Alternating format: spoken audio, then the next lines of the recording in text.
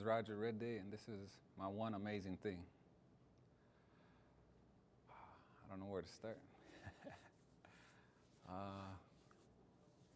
Well, my one amazing thing is that I'm here in school, I'm married, and I have a family.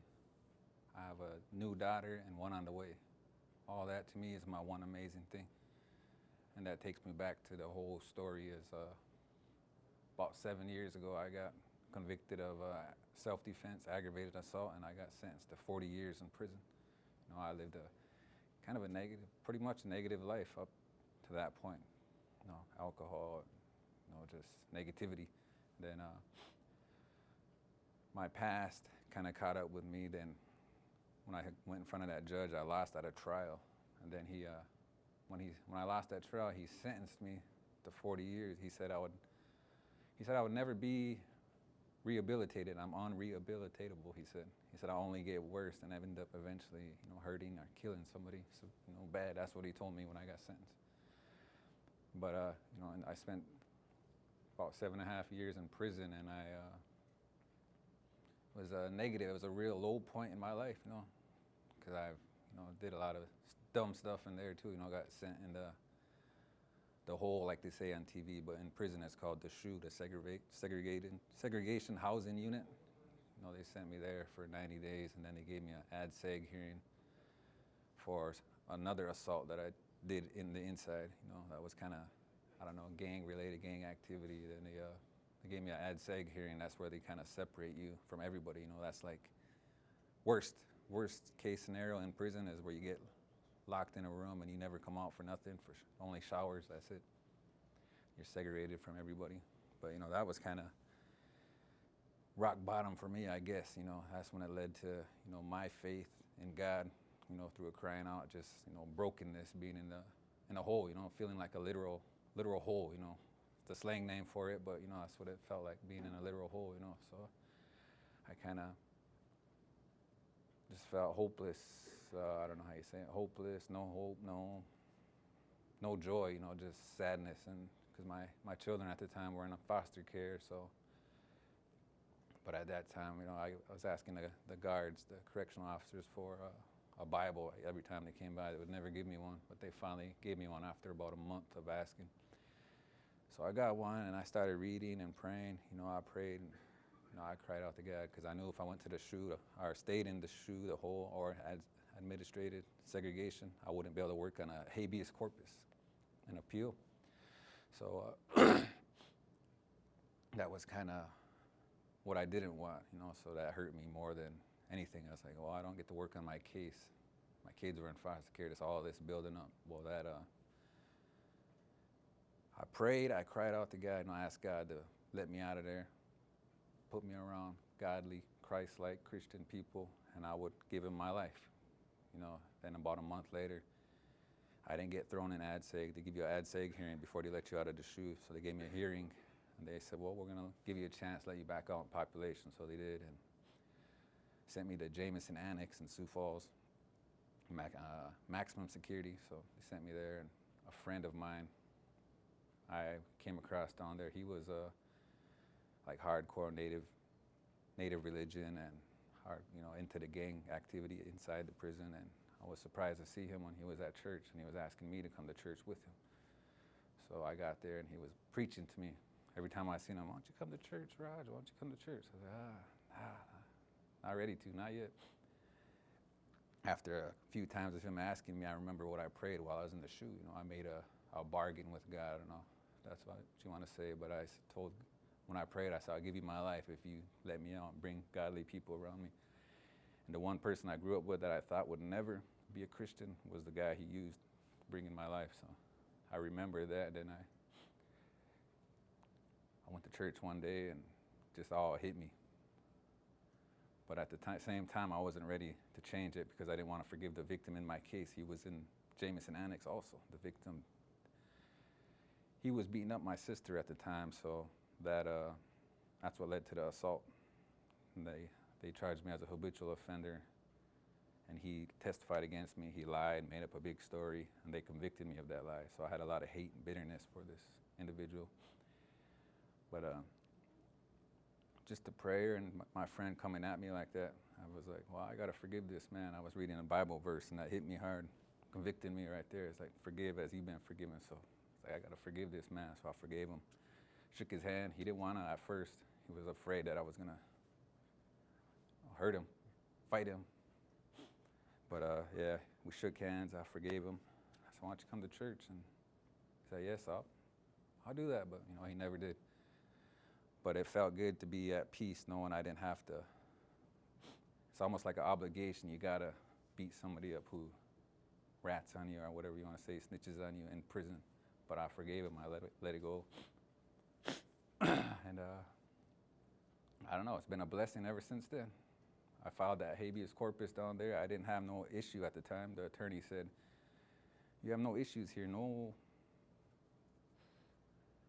merit on these issues that you gave me. So they're all frivolous. So I was like, that kind of hit me hard. I was like, oh man, I'm stuck in here. Because at the time, I was supposed to still be in prison until I turned 50 for the parole, for initial parole. I was 30 years old then, 35 now. But yeah, that hit me hard. So I thought I was stuck in there. Because in there, time slows down. Feels like forever. Feels like eternity. When you're sitting in the shoe or when you're sitting in Jameson, it's maximum security. Felt like a life sentence. I was like, I'm going to be old, 50 years old by the time I get out of here. My kids will be grown up. I have 2 boys, so they're going to be grown up. And what am I going to do at 50? I have no skills. But just through repentance, through prayer, through change, it helped me out a lot in there, because when I quit, I gave up a lot of negativity in there. The groups, the gang activity, they didn't assault me. They left me alone, and I believe that was because, of God's protection in my life. But I continued with that, going to church. They have weekends in there, like revivals. So I attended a lot of those, and that helped grow my faith. But I went back. They got sent back up to the hill, they call it, in Sioux Falls, the one in the front where that's the one with the bars on TV, or the bars that you see on TV, the prisons that they portray in most movies. But yeah, I got sent back up, continued to work on my case, and then a judge, he reviewed my case. Once he reviewed it, he found an issue. It was a fairly new issue, but it was a small issue. It was enough to get my 40-year sentence thrown out because they violated due process. So when he found that, I immediately looked it up, and that was a guarantee to get my foot back in the door, get resentenced. So they threw out my 40-year sentence, and I waited to get resentenced while still in prison. And finally, the time came, and I got resentenced. Excuse me. I got resentenced, and the judge at the time that was resentenced me,